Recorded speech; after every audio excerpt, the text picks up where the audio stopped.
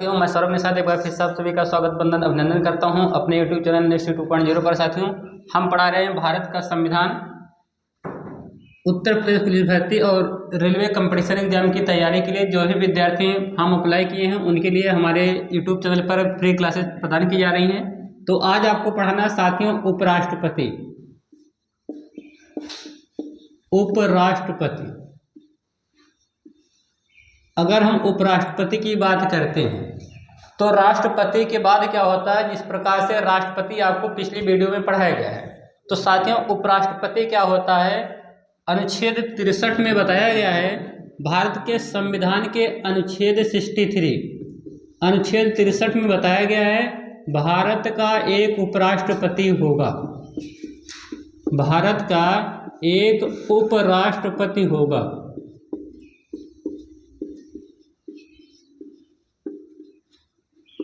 भारत के एक उपराष्ट्रपति होगा। अनुच्छेद 63 में इसका वर्णन है, उपराष्ट्रपति का पद भारत के संविधान में अमेरिका के संविधान से लिया गया है। अमेरिका के संविधान से भारत में उपराष्ट्रपति का पद, भारत के संविधान में उपराष्ट्रपति का पद अमेरिका के संविधान से लिया गया है। और संविधान के अनुच्छेद 63 में बताया गया है कि भारत का एक उपराष्ट्रपति होगा। इसके बाद अनुच्छेद 64 में बताया गया है, अनुच्छेद 64 आर्टिकल 64 बताया गया है, उपराष्ट्रपति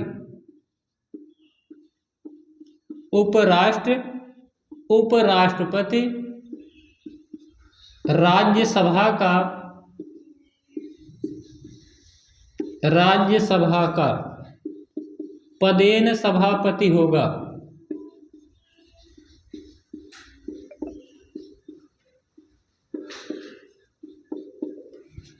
आर्टिकल 64 में बताया गया है कि उपराष्ट्रपति क्या होगा, राज्यसभा का पदेन सभापति होगा। ठीक है साथियों, क्या होता है, उपराष्ट्रपति वास्तव में उपराष्ट्रपति को उपराष्ट्रपति का महत्व नहीं मिलता है।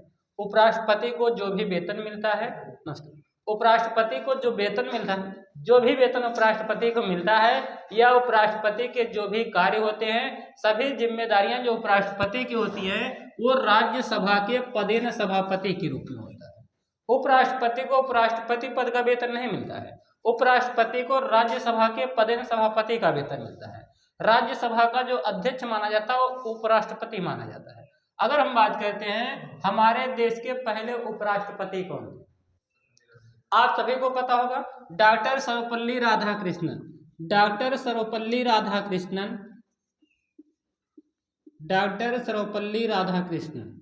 ये हमारे देश के पहले उपराष्ट्रपति थे। डॉक्टर सर्वपल्ली राधाकृष्णन का कार्यकाल 1952 से 1962 तक रहा।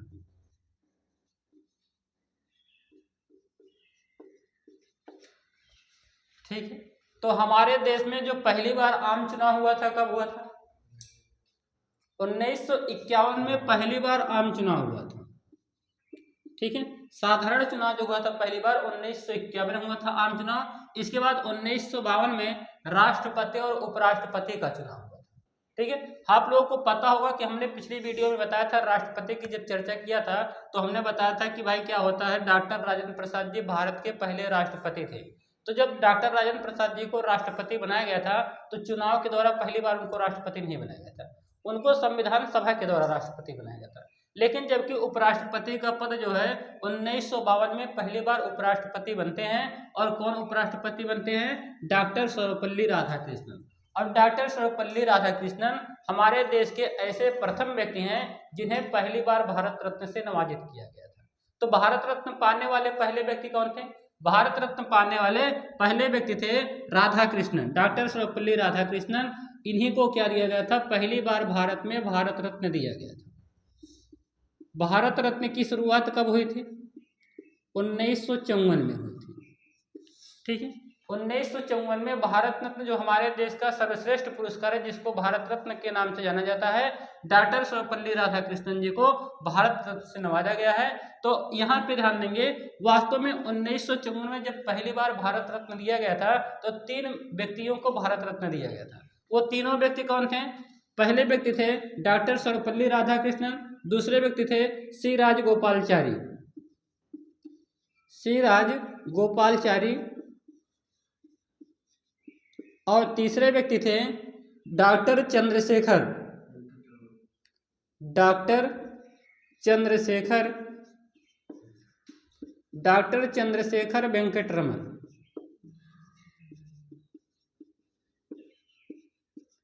तो साथियों डॉक्टर सर्वपल्ली राधाकृष्णन को भारत रत्न से नवाजित किया गया। डॉक्टर सर्वपल्ली राधाकृष्णन हमारे देश के पहले उपराष्ट्रपति हैं। साथियों अगर हम डॉक्टर सर्वपल्ली राधाकृष्णन की बात करते हैं, इनके जन्मदिन को 5 सितंबर को हमारे देश में राष्ट्रीय शिक्षक दिवस के रूप में मनाया जाता है।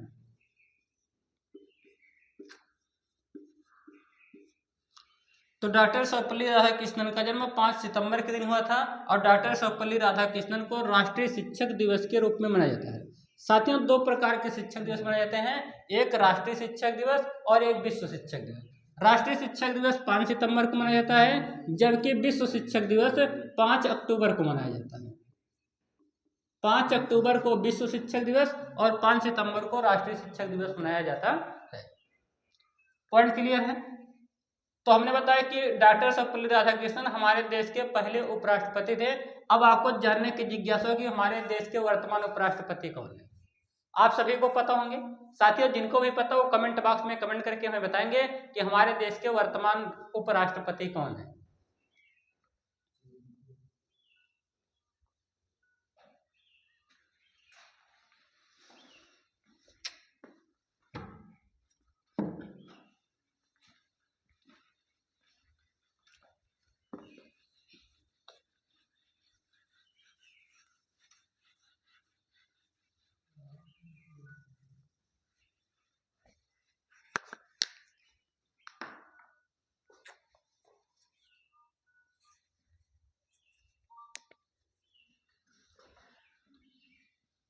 अनुच्छेद 65(1)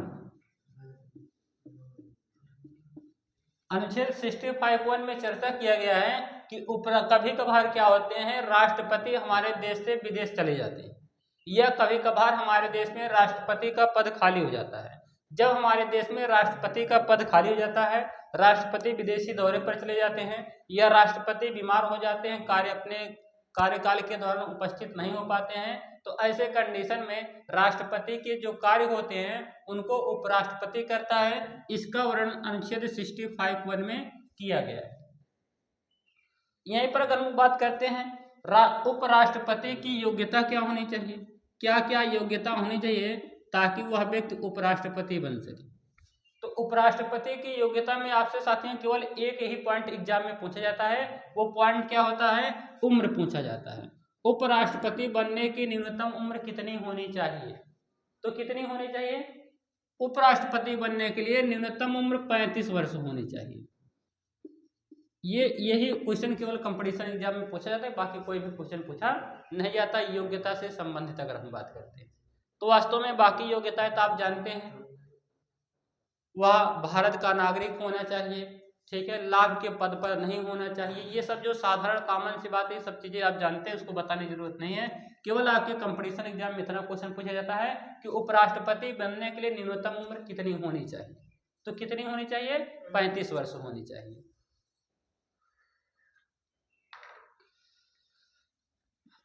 आर्टिकल 66(1) में बताया गया है, अनुच्छेद 66(1) में 66(1) में बताया गया है, अनुच्छेद 66 उपराष्ट्रपति की योग्यता। उपराष्ट्रपति बनने के लिए कौन कौन सी योग्यता होनी चाहिए। अच्छा, उपराष्ट्रपति का निर्वाचन बताया गया। निर्वाचन, उपराष्ट्रपति का निर्वाचन कैसे होता है? तो उपराष्ट्रपति का निर्वाचन कैसे होता है? तो उपराष्ट्रपति का निर्वाचन अप्रत्यक्ष निर्वाचन होता है। कैसा होता है? अप्रत्यक्ष निर्वाचन। हमने प्रत्यक्ष निर्वाचन और अप्रत्यक्ष निर्वाचन आपको बताया था, ठीक है। अप्रत्यक्ष निर्वाचन का मतलब होता है जिनको आम नागरिक मतदान नहीं कर सकता। मतदान तो होता है लेकिन आम नागरिक मतदान नहीं कर सकता है। लोकसभा के सदस्य जो सांसद होते हैं, ठीक है। वो लोग जब मतदान करते हैं तब उसको अप्रत्यक्ष निर्वाचन कहा जाता है। तो ये ध्यान देंगे, अप्रत्यक्ष निर्वाचन के द्वारा उपराष्ट्रपति का चुनाव होता है। अच्छा, कौन कौन चुनाव में भाग लेता है? उपराष्ट्रपति के निर्वाचन में कौन कौन भाग लेता है? अगर हम बात करते हैं तो उपराष्ट्रपति के निर्वाचन में संसद के सभी सदस्य, संसद के सभी सदस्य,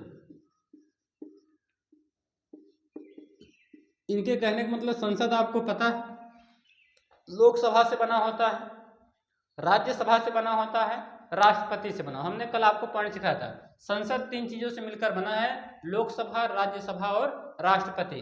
तो लोकसभा के सभी सदस्य, राज्यसभा के सभी सदस्य, चाहे वो निर्वाचित सदस्य हो चाहे मनोनीत सदस्य हो, उपराष्ट्रपति को सभी अपना मतदान करते हैं। उपराष्ट्रपति का कार्यकाल 5 वर्ष होता है। कार्यकाल कितना होता है? उपराष्ट्रपति का कार्यकाल 5 वर्ष होता है। पॉइंट क्लियर है क्या?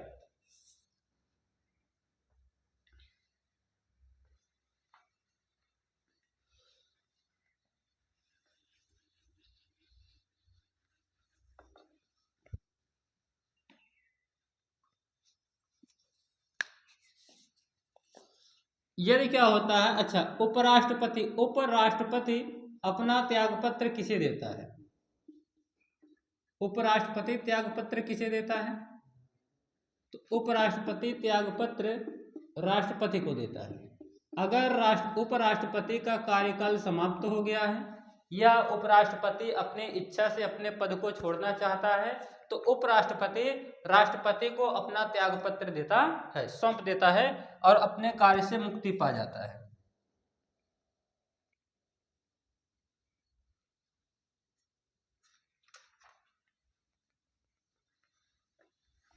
अनुच्छेद 69 उपराष्ट्रपति के शपथ का वर्णन करता है। उपराष्ट्रपति के शपथ, उपराष्ट्रपति को शपथ कौन दिलाता है? प्रश्न आता है कि उपराष्ट्रपति को शपथ कौन दिलाता है? तो उपराष्ट्रपति को कौन शपथ दिलाता है? राष्ट्रपति दिलाता है। ठीक है, राष्ट्रपति क्या करते हैं? उपराष्ट्रपति को शपथ दिलाते हैं।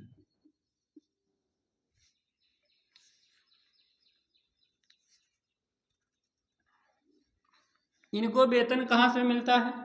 उपराष्ट्रपति का वेतन, उपराष्ट्रपति का वर्तमान वेतन कितना है?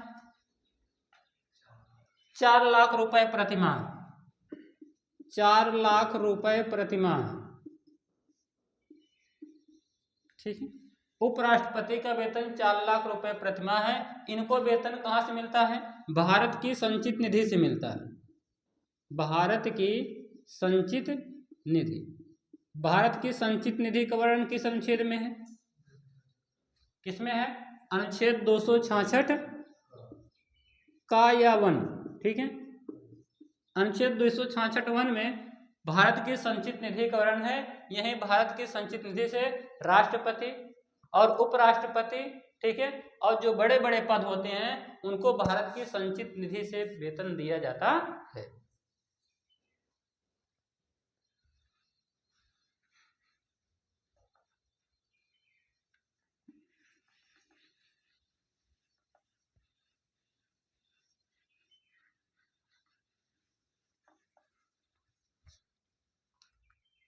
अच्छा, उपराष्ट्रपति के पद का वेतन नहीं मिलता है। उपराष्ट्रपति को राज्यसभा का सदस्य होने के नाते उसको वेतन दिया जाता है।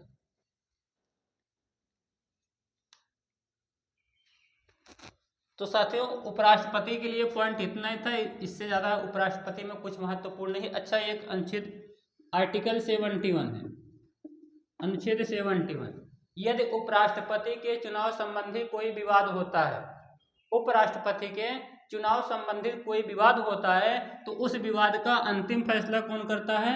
सुप्रीम कोर्ट करता है, सुप्रीम कोर्ट। ठीक है, अगर उपराष्ट्रपति के चुनाव संबंधित कोई विवाद हो जाता है तो अनुच्छेद 71 के तहत, 71 के तहत ऐसे विवादों का निपटारा सुप्रीम कोर्ट करता है। इसका वर्णन अनुच्छेद 71 में वर्णित है। ठीक है, तो साथियों, उपराष्ट्रपति के लिए इतना ही पॉइंट था, बाकी कोई भी महत्वपूर्ण क्वेश्चन नहीं थे। ठीक है, तो वीडियो यहीं पर बंद करते हैं, बाकी आपको अगला पॉइंट पढ़ाएंगे अगली क्लास में। जय हिंद साथी।